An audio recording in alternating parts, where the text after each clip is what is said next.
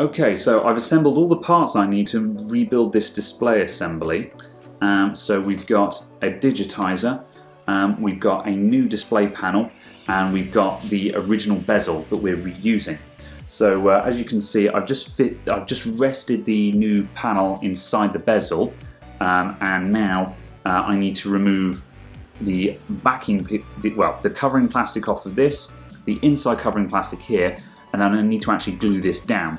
I'm going to glue it in with double-sided tape because unfortunately the new digitizer has not come with any pre-adhesive applied to it, which is kind of annoying.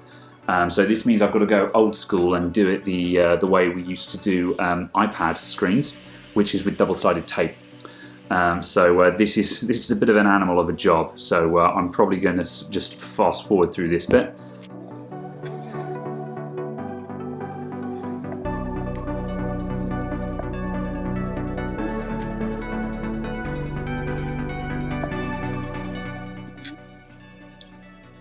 Okay, so there's all our double-sided tape lined up. So we'll peel all of the backing tape off now so we can go ahead and lay this all in place. This is going to be a bit of a balancing act. I need to try and do all of this in one fell swoop, and preferably as quickly as possible before there's much time for dust to settle. And we should be able to get all of this on there with little to no dust trapped between.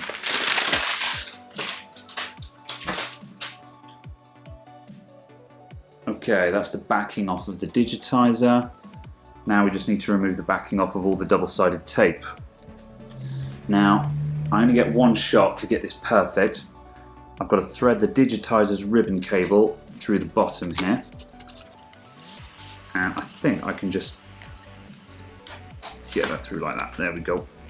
And I'm going to rest the bottom of the digitizer up against the bottom of the frame. And then I can just stick my head under and make sure everything looks right, which it does. And we're going to go straight down. Now, I haven't pushed down anywhere yet. I've just rested it. And I'm just making sure that everything is lined up okay, which it is.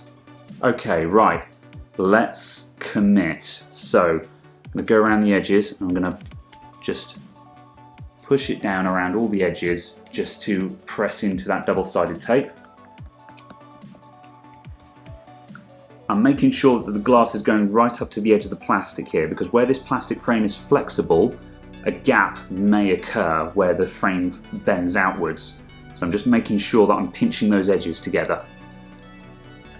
So far so good. You'll notice I've got a little bit of overrun in some of the corners there. That was deliberate because it just means that there's just a little bit more tape around the edges of the glass as well. And it just helps stop the corners from trying to lift up, which was a problem I used to have with iPads.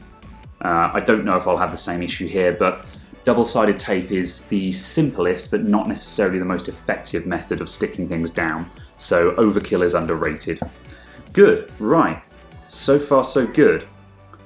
Now we're going to flip this over and just see how it all looks from the back. Again, so far so good. This all looks good, so there's the ribbons there. Okay, right, that seems to be good. So I'm happy with the way that's sitting. So I'm going to get my hairdryer back out and just put a little bit of heat onto this. Well, let me just see if I need it first. Possibly. No, actually I'm not going to use some heat. Sometimes you can just use a little bit of heat from the hairdryer just to activate the glue a bit better, but I don't think that's going to be necessary here.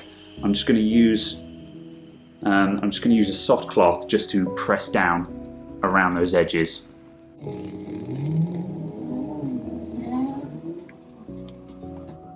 Good. That's coming out nicely. Okay, let's get that all connected up now. So I need the digitizer controller that I removed from the old one. And I need the display cable as well. Here it is.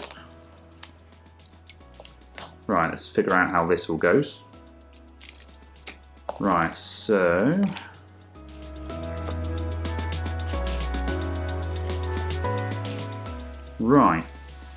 I'm going to plug in the LCD because that's kind of the centering point that lets us know whereabouts this cable is supposed to go.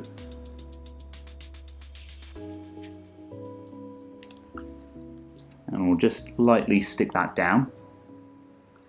And now, if we patch that up to there, we can now see where this is supposed to go.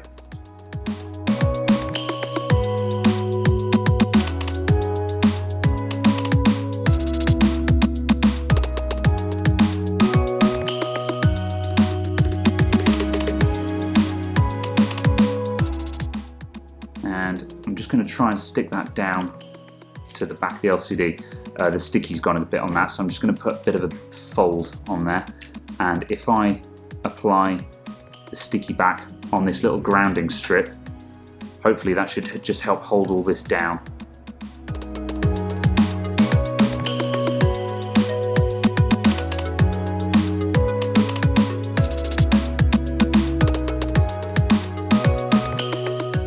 Right, and that is our reassembled display assembly. Shazam! Now all of this is a little bit loose, but once it's all held in place on the rest of the screen, that will all be held in place. So I'm going to put the back cover on this, and then that should just anchor everything in place. So here goes nothing. We'll lift this up and flip this over. And once this is all held down on the rest of the display assembly, I should just be able to start removing the backing plastic and things like that, and we should end up with something that is complete.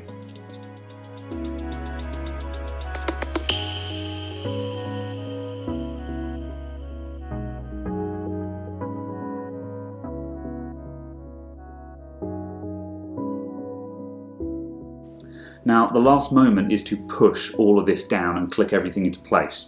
But before we do that, I'm going to plug everything in and fire the whole thing up and see if it all works.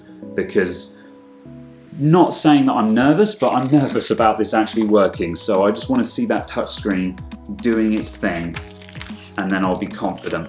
I will just peel that plastic off because that'll probably interfere with the touchscreen. So let's get this wired up and see if that screen and touchscreen is working. If it is, then we're all good. If it's not, it's all got to come apart again.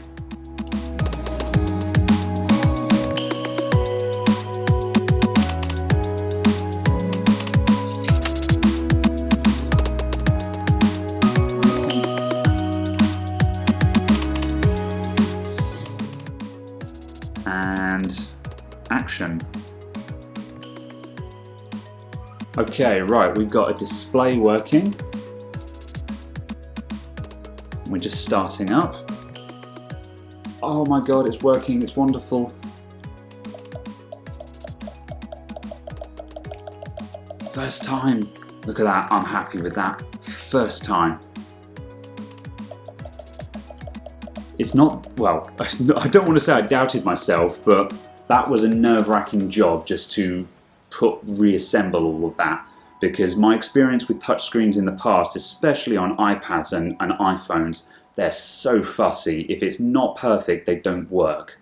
But that's just all gone together first time. Good, we're happy. Let's power this down again and we'll finish the reassembly. Shut down. So far so good. Let's commit.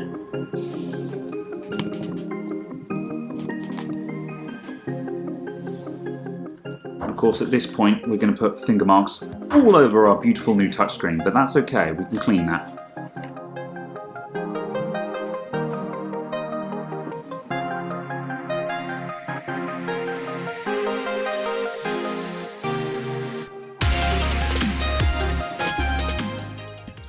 Right, and once again, we're going to get the soft cloth, and we're just going to run this around the outside, just to really press that in place.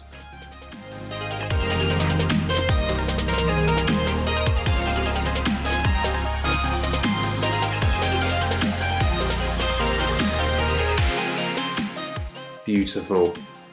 Okay, let's reassemble the laptop.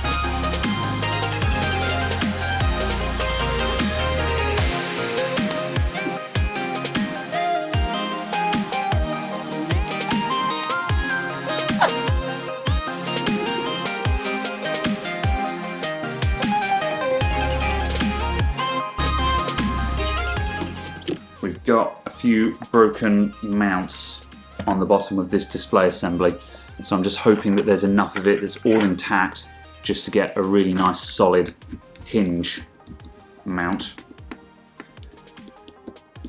And I'm going to be not forceful, but I'm going to be aggressive in doing up these screws here, just because these fellas are going to be taking the brunt of the load, so we don't want them to be loose.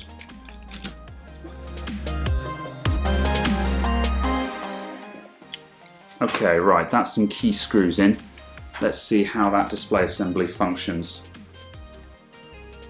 Good, that felt smooth. There were no creaks, there were no cracks, there were no unpleasant noises there. It looks like we're all in the clear. So, let's get more screws in.